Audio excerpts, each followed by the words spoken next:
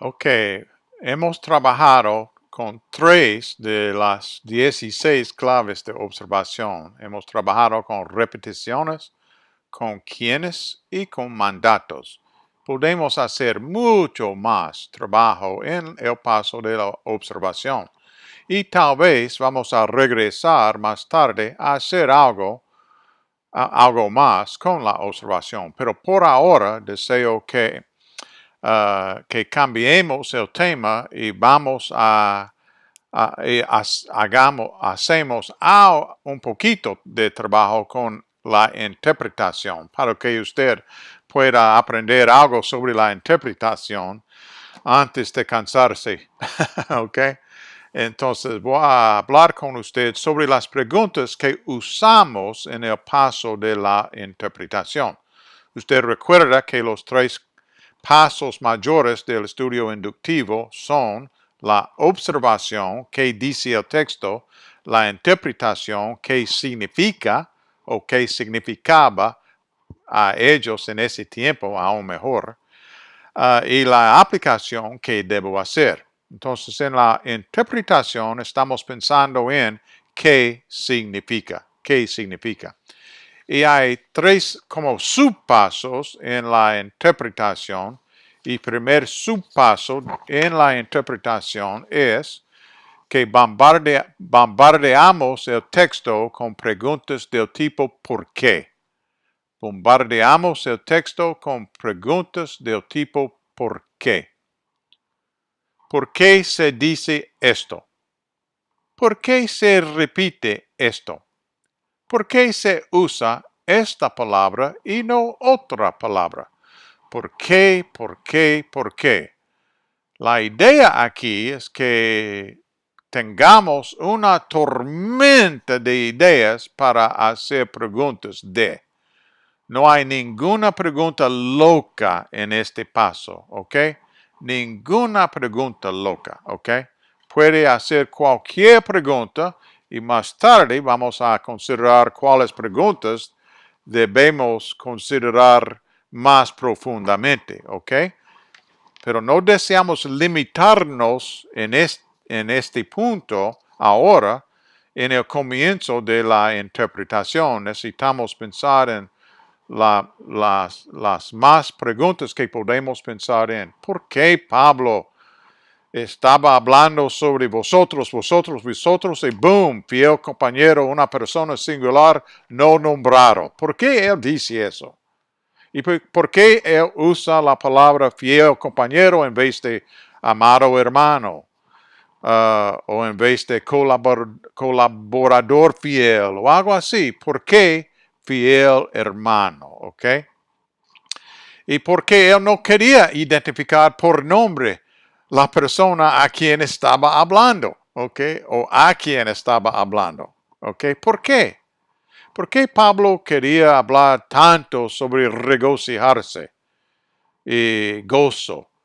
¿Por qué Pablo, por ejemplo, estoy dando ejemplos, por qué Pablo quería dar como mandatos o sugerencias fuertes sobre el gozo, el regocijarse a los filipenses?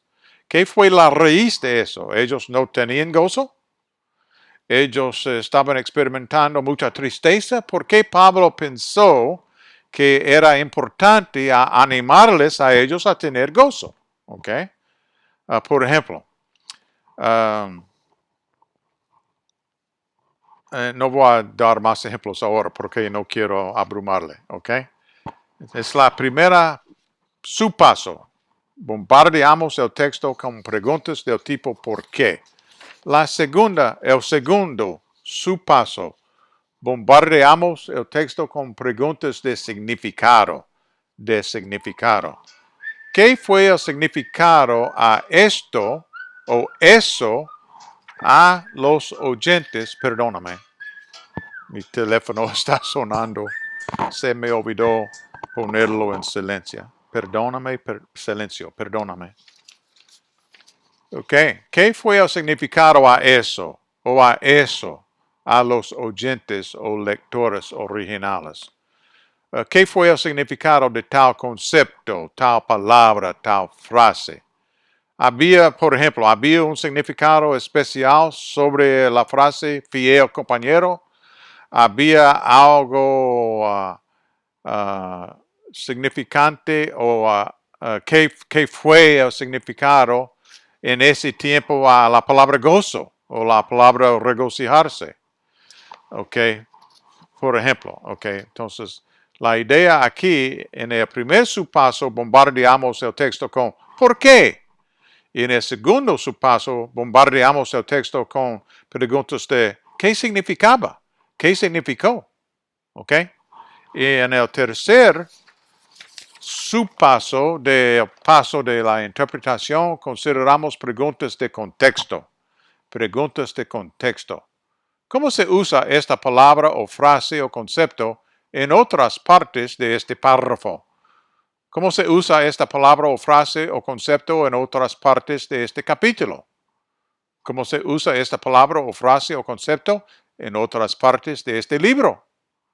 ¿Cómo se usa esta palabra o frase o concepto en otras partes de otros libros escritos por el mismo autor? ¿Cómo se usa esta palabra o frase o concepto, por ejemplo, en otras partes del Nuevo Testamento? O si estamos estudiando un libro en el Antiguo Testamento, en el Antiguo Testamento. Entonces la idea en general aquí es cómo se usa la cosa con la que estamos trabajando en el paso de la interpretación en el contexto bíblico. ¿Ok? Ejemplo. Pablo habló tanto sobre el regocijarse o el gozo en otras cartas a otras iglesias, ¿o no? Y si así, él habló a las otras iglesias sobre el gozo o el regocijarse en la misma manera o en una manera diferente. ¿Ok? Por ejemplo, son unas de las preguntas que podemos considerar aquí pensando en el contexto. ¿Ok? Ok. Generalmente en el paso de la interpretación comenzamos con el hacer de un montón de preguntas. ¿Ok? Un montón de preguntas. Preguntas de por qué, preguntas de significado y preguntas de contexto. Ok. Tengo un comentario personal. A veces los cristianos tienen dificultad en este paso. Hay dos razones. La primera razón, no tienen experiencia en hacer muchas preguntas. No tienen experiencia en abrir la mente a pensar en las preguntas. No tienen experiencia en cómo bombardear el texto, en cómo pensar en por qué o en qué significa o qué es que Pablo dice sobre eso en capítulo 1. Estamos aquí en capítulo 2, él dice algo en capítulo 1 o no. Y si así fue igual o no. No tenemos mucha experiencia en hacer eso y necesitamos más práctica, más experiencia en abrir la mente y pensar en muchas preguntas, ¿ok? La segunda razón que tenemos dificultad en este paso de la interpretación en el hacer de preguntas es que pensamos que estamos cuestionando la autenticidad, la integridad, la autoridad, la vericidad de la Biblia, porque estamos cuestionando en un sentido a la Biblia. Pero no es lo que estamos haciendo, hermano, hermana, no es lo que estamos haciendo. No estamos cuestionando la Biblia por sí misma, no estamos cuestionando si la Biblia es verdadera. No estamos cuestionando si la Biblia tiene autoridad para nosotros, porque sí tiene. No estamos cuestionando que la Biblia es auténtica. No es auténtica. No, lo que estamos es completamente el opuesto.